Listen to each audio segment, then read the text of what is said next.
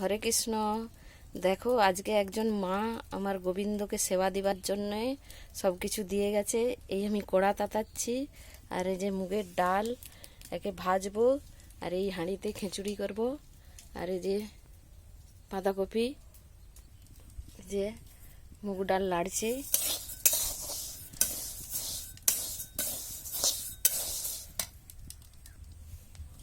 এই যে ডাল লাড়া হয়ে গেছে, ডালের বাস এসে গেছে। এবারে ডালটা নামিয়ে ফুলকপি আলু সব ভাজবো, তারপরে কপি। এই যে কড়ায় তেল দিয়ে দিয়েছি, তেলটা গরম হয়ে গেছে, তাইতে একটু নুন দিয়ে দেবো, একটু 1 চামচ, আর একটু হলুদ দিয়ে দেবো, দিয়ে আলুটা এর মধ্যে ছেড়ে দেবো। দিলে এবারে আলুটা এর ভেতরে ভাজা হবে।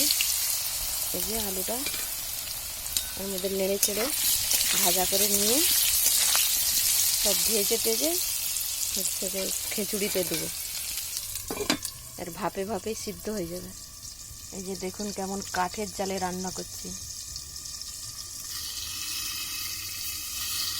দেখুন আলুটা কেমন ভাজা ভাজা হয়ে গেছে। এবার আলুটা নামিয়ে নেবো, ফুলকপিটা ভাজা করব। ফুলকপির আগে বেগুনটাকে আগে বেগুন ভাজা হবে, সেই জন্য বেগুনটাকে আগে ভেজে নিচ্ছি।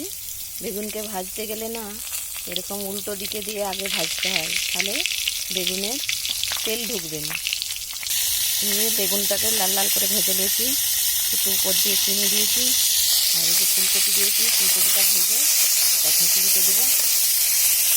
যে খিচুড়িতে পালং শাক দেবো, পালং শাকটা ভেজে নিচ্ছি তেল দিয়ে,